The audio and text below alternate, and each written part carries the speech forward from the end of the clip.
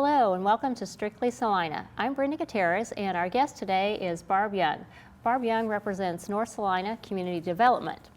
Barb, thank you for coming today. Thank you for being on Strictly Salina with us. We're glad you're here. Thank you.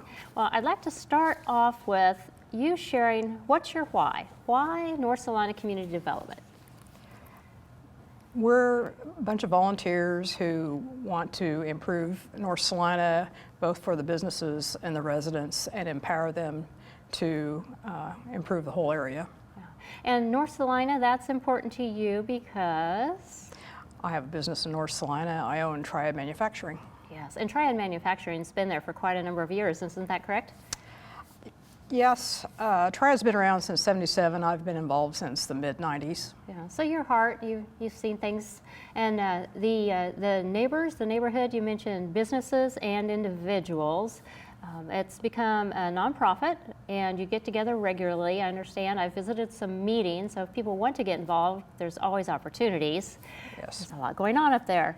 So what are some things that your organization, what does North Salina Community Development do? Right now, we're in the middle of a $150,000 Dane Hansen grant to improve the North 9th Street corridor from I-70 to Five Corners, which includes doing front porches, new sidewalks, taking out the old trees and putting new trees in. We'll be doing some mailbox improvements. We've done little libraries. We've got pole banners. We'll be doing Mr. Imagination artwork, just a whole host of things that make the corridor look inviting as you're driving into Salina. Now you've listed 6 or 7 things, and I'm guessing there's a lot of organizations involved. Who are some other folks that are you're partnering with? Big partner has been the City of Salina, Westar / Evergy, a lot of other nonprofits that have stepped in, churches. First Covenant has volunteered a lot of people to help with the labor on the porches, just a whole number, about 20 other entities, nonprofits, businesses, individuals that are helping us. That's wonderful. Congratulations on the Dane G. Hansen. Those are. It was really exciting, and it's like, then the reality hits, like, we got some work to do. Yes. Well, and right now, I believe on your timeline, little libraries or something that they're going to be working on this week. Tell us a little bit more about that part of the project. We already have 5 of them installed in North Salina in collaboration with the Optimist Club, and Waddles Heating and Cooling has offered to be a drop-off point if people like to have lots of boxes of books, or they don't want to go to an individual library to take a book. They can drop off there and we can distribute from there. We're getting ready to do 9 more across North and West Salina and by bus stops. And we're going to do one clear south out by Heartland, just to get the kids an opportunity to get some books in their hands. And it's just a neat collaboration. Well, the opportunity for the books, if anybody wants to make a donation directly to the little library in their neighborhood, they are the green boxes. Now, will the ones that are going to be in this part you're working on this week, will they be the green boxes also? They're all refurbished Salina Journal newspaper boxes that have been painted green to match the bus stops. There's another collaboration. So we've got the bus stops already there. There's people in activity there. So as far as people coming or going, taking books, and all ages of books. Right. Is there a need, a certain type of book, a certain genre of book that you need? Kids' books are great. We can any and all books are welcome. The Altrusa Club also is collaborating with us. They have little boxes inside various businesses and other areas. So what we're planning to do is a map of all the little libraries in Salina and put a link so people can click on the link and see where the closest one is to them. Well, it's an outgrowth. The City of Salina had, 10 or 12 through the Salina Public Library, and then you folks started. I know one of the first ones in front of Martin Luther King Jr., the Child Development Center, having that. So the partnership, the opportunity to educate kids as well as adults. That's exactly. One of the products. Now in the summer, the hog roast, that comes to mind. Food usually draws people. Tell us a little bit about that big event that North Salina hosts every year. It's a free community picnic that is at Thomas Park. Last year we got flooded out, so we had to move it to Lakewood, and attendance dropped a little bit, but usually we have between 500 and 600 people there. It's open to everybody, it's free. The the VFW riders cook the hog, and we have side dishes and stuff for the kids to do, and music is supplied by Bill Burroughs Band, and it's just a neat get together. It's always the first Saturday of the month, and it's from 11 to 1 at Thomas Park, and it's just kind of come and go, and we put up what we've done for the year, and it's just time to get together and socialize as a neighborhood. Yeah. Now, if people want to find out what's going on, Facebook, website, email, what's a good way to follow North Salina Community Development? We have a Facebook page, and we do have a website. We're going to try and get that updated. It's been kind of lax lately. That could be a volunteer opportunity for someone. Exactly. Volunteers, yes. Yeah. So, or you can direct message on Facebook or email us. We have an email list of about 200 people that we send out minutes and agendas and things that might be of interest when we're helping with Spring Spruce Up or Fall Fix Up or Fae for the Cure. There's some just one-off volunteer opportunities for folks. There are some things that you've done traditionally every year. Help with Spring Spruce Up, Fall Fix Up, helping the Fae for a Cure. Mm-hmm. When you think about this last few years, what's an obstacle that you've had, and how did you overcome that obstacle? Like the flood. We talked about that at Thomas Park. That was really a challenge because it was pretty smelly. Probably the biggest challenge was when we were replacing sidewalks on North 9th Street. And that was a pretty big hurdle because you're talking 4 blocks. And so the city of Salina stepped in and helped us oversee the construction and everything, and actually kicked in half of the money. So we were able to stretch our grant monies further.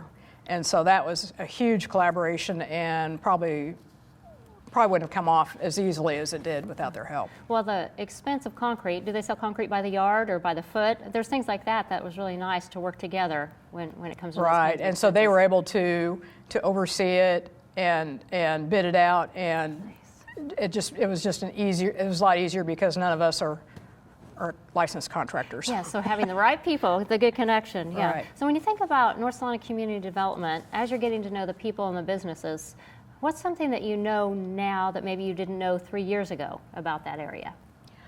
There's a real sense of community. There's a lot of people that have stayed there and have this been aged in place. There's a lot of people that rent also. And then there may be some transient, but there's a still sense of everybody knows everybody else. There's a real sense of community that maybe I hadn't really picked up on before. Well, when there's multiple generations, people are coming and going and sharing. Right. You mentioned something about getting together, meeting minutes and the summary. How often do you get together? Or tell us more about like a monthly meeting maybe? Is that what it is? We meet the third Thursday of the month at Grand Avenue United Methodist Church at 8th and Grand, and it meets 7 o'clock in the one of the classrooms. Right now, the Salina Grace homeless shelter is operating until April, so we have to use the south entrance. Yeah. Which that works out. There's plenty of parking on the street or in the parking lot, I bet, because of church, they'd have plenty of parking. Yeah. Now, who comes to your meetings? Who should come to your meetings? Who's invited to your meetings? Anyone. Anyone.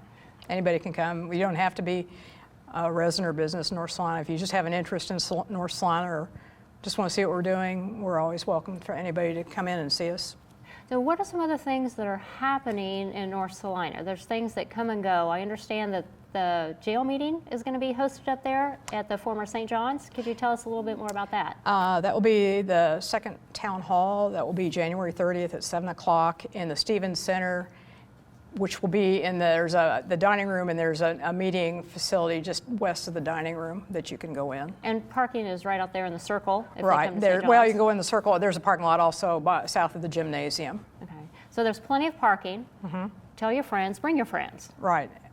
And that's an impact for North Salina because the jail is in our part of town, and whatever happens will probably impact us. And then along with that, St. John's is going to be merging with St. Francis. So that campus there's going to be a lot of changes, and so we'll be anxious to see how all that will be used, and hopefully that it'll be in the near future. We'll see a lot of activity. Yes. Well, things that come and go. So to see that activity, It's a little bit of acreage there in North Salina to have that come. When you think about 2020, what are some needs? What are some needs that you can maybe volunteer needs, financial needs when you think about North Salina? Well, we've got Match Madness coming up with Greater Salina, so if people want to contribute, that contributes to our endowment, and then it gives us funds for doing the hog roast or doing some of these other things for free. That's a volunteer opportunity. Obviously, spring spruce up, fall fix up, the hog roast, any number of, if there's any other small projects that, just contact us and we'll find something. Well, I remember seeing pictures when you think about Five Corners. It could be a family, it could be a team, it could be a class working together, pulling weeds or trimming trees. There are some things that you don't have to be skilled labor to help out. If you've got your heart in the right place and you want to give a couple of hours, are you doing every so often working at Five Corners or at Mounted Patrol, some of those things? Yeah, when it gets a little warmer. Yeah, we're not wearing all the layers. That'll probably be, March, April, start working on that. Yeah, cleaning up the trash, just kind of keeping things trimmed up and looking good for the entrances into Salina. Most of it's just some native grasses and shrubs, so it's not real hard. Mm-hmm. Well, when you look up to see the banners, the welcome and the welcome to Salina and the welcome home and the entrance, and then some of the landscaping that's been done over the last 5 years, there's a lot. It's really, it's just a little bit at a time, but it's really, people have noticed the difference. Yeah, which we're proud. Yeah, where it's an entrance into the city. Anything else that you would like folks to know about that's coming up or that's happened with North Salina Community Development? We really don't have anything in the immediate future, but probably the jail town hall meeting would be a good one to attend and see what the options are going to be. And I encourage people, what street is it that the front porches are on and the mailboxes, if people would want to do it before and after? They'll be on North 9th between Five Corners and I-70. So that'd be something for folks to look at, and then the banners, you can see some of the improvements as you come into town.